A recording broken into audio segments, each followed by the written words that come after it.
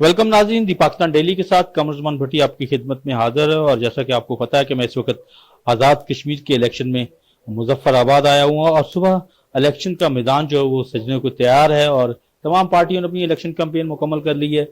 सुबह की तैयारियां भी की जा रही हैं। इस वक्त पीपल्स पार्टी के मरकजी सेंट्रल एग्जीक्यूटिव कमेटी के रुकन और कोर कमेटी के रहनुमा जो हैं ताज हैदर साहब हमारे साथ मौजूद हैं। हम उन्हीं से जानते हैं, इलेक्शन के माहौल के ऊपर कुछ बातचीत करते हैं, कुछ दूसरी। बहुत शुक्रिया ताज साहब, बताइएगा कैसा इलेक्शन का माहौल लग रहा है आपको? देखिए, इलेक्शंस तो मतलब नौजवानी से हम 1970 के इलेक्शन से लड़ते आए हैं और लड़ाते रहे हैं। इस वक्त जो एक चीज़ मैं मनफी देख रहा हूँ वो ये है कि वायलेंस जो है, तशद्दुद का रुझान, वो एक चीज़ है ऐसी कि जिसको कि फ़ौरन रोकना चाहिए। और दूसरे ये कि जिस तरीके से वज़रा कैंपेन कर रहे हैं तो उससे इंतखाबात की जो शफाफियत है और गैर जानिबदाराना हैसियत है उससे बहुत असर पड़ता है। इलेक्शन कमीशन ने नोटिस भी लिया है, बड़ी अच्छी बात है, वार्निंग्स भी दी हैं, लेकिन हमें ये देखना है कि अगर इस किस्म की चीज़ें होती हैं तो उससे असर पड़ेगा। यानी मैं यहाँ आया हूँ मुजफ्फराबाद में, मैं अपनी सरकारी गाड़ी में नहीं आया, मैं दोस्तों के साथ इस तरीके से, क्योंकि अगर जो कानून बन गया है, जो एक ज़ाब्ता बन गया है, तो उसकी पाबंदी करना वो मेरे ख्याल से हमारे लिए फजीलत है, उसमें हमारी ज़िल्लत नहीं कि हम, यानी मैं सेनेट का मेंबर हूँ, कानून बनाता हूँ, कानून तोड़ने का मुझे इख्तियार नहीं है। मुझे जो कानून बने हुए हैं, चाहे से मैं उनसे मुत्तफिक ना हूँ, चाहे से मैं कहूँ कि नहीं ये कानून ज़ालिमाना है, लेकिन एक दफ़ा एक कानून अगर हमने बना लिया है तो फिर हमें उसकी पाबंदी करनी चाहिए। आपने जैसे कहा कि आप सरकारी वसाइल के बगैर आए हैं, आप वैसे तो सिंध में आपकी भी हुकूमत है। छोटी सी बात है, नहीं मुझे तो सेनेट की एक कमेटी का मैं चेयरमैन हूँ, तो मुझे यहाँ सेनेट से भी पूरा स्टाफ और ये सब मिला हुआ है, लेकिन एक कानून बना हुआ है कि आप सरकारी वसाइल का इस्तेमाल नहीं करेंगे।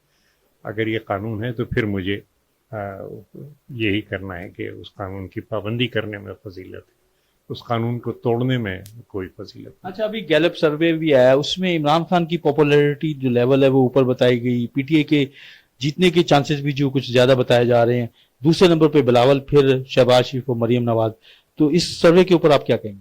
नहीं, सर्वेज करते हैं और ये कि जाहिर है कि किसी साइंसी तरीके से करते होंगे, लेकिन बहुत दफ़ा आपने देखा है कि सर्वे कुछ होता है, रिज़ल्ट कुछ और होता है। मैं अब इस उम्र में आके रिज़ल्ट से इतना कंसर्न नहीं हूँ, बल्कि मेरी जीत ये है कि इलेक्शंस जो हैं वो एक अच्छी तरीके से हों, साफ शफाफ तरीके से हों, पार्टियों के दरमियान मफाहमत हो, तशद्दुद ना हो, क्योंकि तशद्दुद और जमहूरियत साथ नहीं चल सकती।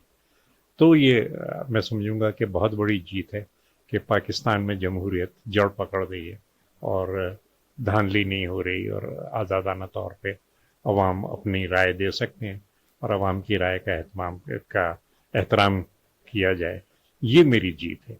लेकिन अगर ये नहीं होता तो फिर मेरे ख्याल से अब चंद साल जो मेरी ज़िंदगी रह गई है तो ये नाउमीदी में कटेगी।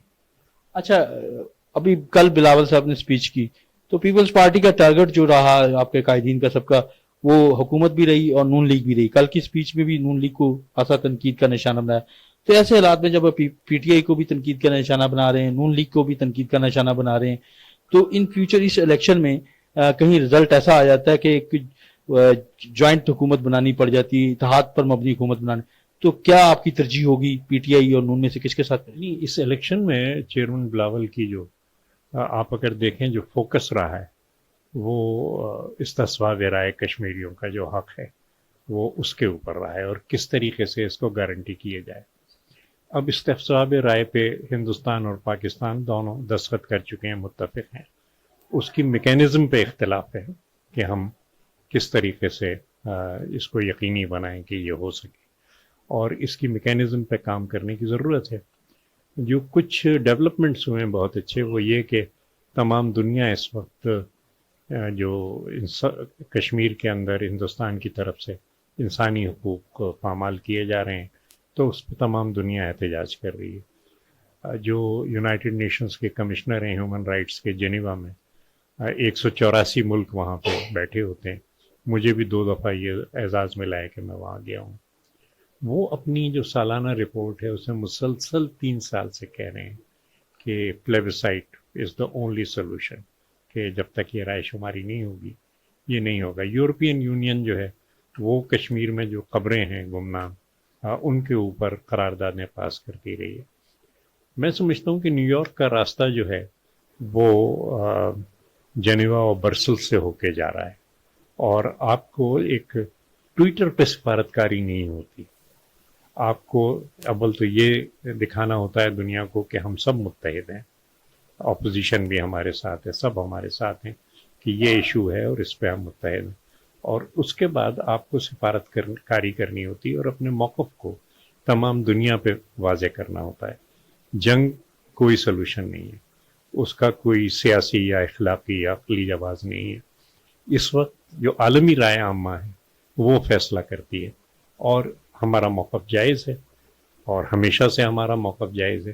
عالمی رائے عامہ کو متحرک کرنے کی ضرورت ہے اور زیادہ سے زیادہ ملکوں کی حمایت لینے کی. یہ پالیسی غلط ہے کہ ہم اس ملک سے بھی دشمنی کر لیں, اس کو بھی برا بھلا کہتے رہیں, تیسرے کو بھی برا بھلا کہتے رہیں. آپ دنیا کے اندر اپنے آپ کو تنہا کر کے آگے نہیں بڑھ سکتے. وزیر اعظم نے جو بھی حال ہی میں کہا ہے کہ وہ کشمیر میں ریفرینڈم کروائیں گے آفٹر الیکشن, تو یہ ریفرینڈم جو ہے یہ مسئلہ کشمیر کا حل ہے؟ میرے خیال سے وزیر اعظم کو صحیح بریفنگ نہیں دی جا رہی مسئلہ کشمیر پہ, کیونکہ جو 1948 کی قرارداد ہے وہ ہے حق استصواب رائے پورے کشمیر میں ایک ساتھ, اور 48 سال سے ہم یہی کوشش کر رہے ہیں کہ پورے کشمیر میں استصواب رائے ہو. یہ پہلا مرحلہ ہے اس کو. تو جیسے کہ میں نے عرض کیا کہ اقوام متحدہ کی بھی قراردادیں ہیں, دونوں ملک اس پہ یقین دہانی بھی کر چکے ہیں, ہم کرانا چاہتے ہیں. اس کے بعد کچھ اعتراضات ہیں کہ جی پہلے آپ فوجیں نکالیں تو پہلے ہم, لیکن جو عالمی رائے عامہ ہے وہ اس کی بہت بڑی طاقت ہے. اور ایسے وقت میں کہ جب کہ جنیوا میں مسلسل 3 سال سے ان کی جو چھپی ہوئی رپورٹیں ہیں جو انٹرنیٹ پہ موجود ہیں, یہ کہا جا رہا ہے کہ استصواب رائے کرایا جائے اور یہ اکیلا. تو اس وقت اب ہم کشمیر کے مسئلے کو, کشمیر کے معاملے کو اگلے اسٹیج تک لے جا سکتے ہیں کہ ہاں جناب استصواب رائے کرایا جائے. کیا میکینزم اس کی ہو؟ اچھا, اس میں آپ کریڈٹ نہیں دیں گے وزیر اعظم کو کہ انہوں نے جو فلیش پوائنٹ پہ آیا ہے, یا جو انڈیا نے یہ تشدد کی لہر اور یہ جو بلیک قسم کا اقدامات کیے تو اس کے بعد پرائم منسٹر نے اس کو اٹھایا اس معاملے میں؟ نہیں, مجھے افسوس ہے کہ ان کو بہت غلط بریفنگ دی گئی ہے, اور اس طریقے سے جیسے وہ جا رہے ہیں تو وہ قبضہ تسلیم ہو جائے گا انڈیا کا اپنے علاقے پہ, اور وزیر اعظم شاید اپنے علاقے کو پاکستان میں شامل کر. کشمیریوں کی تقسیم کسی صورت میں برداشت نہیں ہو سکتی. اور یہ بات نہیں ہے کہ آپ کے خیال میں وزیر اعظم کا یہ اعلان جو ہے ادھر تم ادھر ہم ہے؟ نہیں, ادھر تم ادھر ہم کی بات میں نہیں کر رہا, اور وہ تو ایک کسی اخبار نے لگا دی تھی, اور صرف ایک سرخی سے ملک نہیں ٹوٹا کرتے, اس کی بہت سی وجوہات ہیں. لیکن یہ کہ ہمیں جو موقف ہے اور جس میں قراردادیں موجود ہیں کہ کشمیریوں کی مرضی سے یہ تصفیہ ہوگا, ہمیں اس موقف پہ قائم رہنا چاہیے. دیکھیے, میں بھٹو میں نے جو شہید, یہ میں نے اس وقت میں اہم بات درسی کر رہا ہوں. آن بائیلیٹرلزم ان کا ایک مضمون ہے بڑا مشہور. اس میں انہوں نے کہا ہے کہ بڑے ملک بھی ہیں, چھوٹے ملک بھی ہیں, اور بڑے ملکوں کا ہی فائدہ ہوتا ہے ہر ایک, اس میں جو بھی نیگوسیشنز ہوتی ہیں وہ اپنی مرضی چلاتے ہیں. اس میں ہمارے لیے کیا راستہ مناسب؟ شہید ذوالفقار علی بھٹو نے کہا کہ اس میں 2 چیزیں ہمیں کرنی ہوتی ہیں. ایک تو یہ کہ اپنے جائز موقف سے 1 ملی میٹر پیچھے نہ ہٹیں, کسی کی کو یہ گمان نہ پیدا ہو کہ ہمیں ہٹایا جا سکتا ہے. دوسرے یہ کہ عالمی رائے عامہ کو اپنے جائز موقف پہ ہموار کریں. اور جو لفظ انہوں نے استعمال کیا ہے کہ موسٹ ایلوکوینٹلی, کہ دلیل کے ساتھ ہم عالمی رائے عامہ کے سامنے جائیں, یہ نہیں کہ جذبات کے ہم یہ اور ہم وہ اور وہ. میں نے سوال کیا تھا آپ شاید کہ آپ کو ان فیوچر متحدہ گورنمنٹ میں جانا پڑتا ہے, اتحادی حکومت جس میں نون کے ساتھ بھی آپشن ہو سکتا ہے, پی ٹی آئی, تو آپ کی پہلی ترجیح کیا ہوگی؟ دیکھیے, ہماری پالیٹکس انکلوسیو ہے, ہم دوسروں کو شامل کرنا چاہتے ہیں.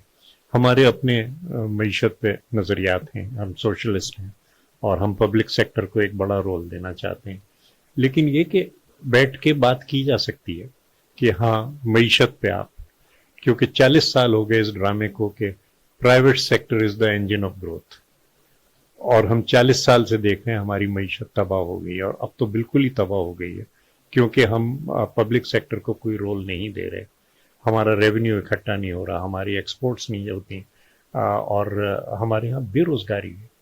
یہ ایک بہت بڑا انسانی المیہ ہے کہ 1 کروڑ پاکستانی جو ہے ملک چھوڑنے پہ مجبور ہوئے ہیں, اور اس لیے مجبور ہوئے ہیں کہ ان کے لیے روزگار اس اپنے ملک میں نہیں ہے. اچھا, ہمارے ہاں الیکشن کے اوپر دھاندلی کا الزام تو لازمی لگتا ہے, اس الیکشن میں بھی بیفور ٹائم ہی لگنا شروع ہو گیا, اس پہ تھوڑی روشنی ڈالیں. اور دوسرا, الیکشن اصلاحات کی کمیٹی کے بھی آپ رکن ہیں, تو اس کی کیا ڈیولپمنٹ ہے؟ نہیں, اس کمیٹی کا میں سربراہ ہوں, اور اس میں یہ دونوں الیکٹورل ریفارمز بل آئے ہیں, اور مجھے اس بات کی پر بڑا اطمینان ہے کہ سینیٹرز اس میں بڑی گہری گفتگو کر رہے ہیں, اپنے تجربے سے گفتگو کر رہے ہیں, اور اب تک ایک میٹنگ ہماری جو ہوئی ہے اس بل کے اوپر, گورنمنٹ کی اس میں بریفنگ تھی, الیکشن کمیشن بھی تھے, تو ہم کوئی 25% کے قریب ہم کر چکے ہیں. جو اہم مسائل ہیں وہ ہم 26 کی میٹنگ میں لیں گے, لیکن بات وہی ہے کہ افہام و تفہیم کے ساتھ, دلیل کے ساتھ. کمیٹی میں یہ بھی ہوتا ہے کہ آدمی جو ہمارے ممبر صاحبان ہیں وہ پارٹی کی سطح سے بلند ہو کے قومی مفاد میں بات کرتے ہیں, تو مجھے کبھی امید ہے کہ ہم کسی مثبت میں. نون لیگ اس میں تعاون کر رہی ہے؟ نون لیگ تو خیر اپوزیشن کی جماعت ہے, وہ تعاون کر رہی ہے. جو مجھے خوشی ہے وہ یہ کہ تحریک انصاف کے بھی جو ممبر صاحبان ہیں وہ بھی بات کو سن رہے ہیں اور دلیل سے بات کر رہے ہیں. کیا میتھڈ طے ہو رہا ہے؟ الیکٹرک مشین اور باقی چیزیں کچھ تھوڑا دیکھ کریں گے؟ میں کہہ نہیں سکتا کیونکہ میں سربراہی کر رہا ہوں. میرا ظاہر ہے کہ اپنا ایک نظریہ ہے, اور جو میرا تجربہ ہے, میں یہی کہتا ہوں کہ اگر ووٹ دینے کا ایک طریقہ موجود ہے جو قابل اعتبار ہے, تو پھر ہم کیوں اس ٹیکنالوجی کو ڈالیں بیچ میں, جس کے لیے ہمارے پاس کوئی اپیل نہیں ہے. لیکن بہرحال اب 26 کو ہماری میٹنگ ہے اور یہی موضوع لیا جائے گا, اور اس میں جو مختلف ایکسپرٹس ہیں وہ اپنی رائے دیں گے.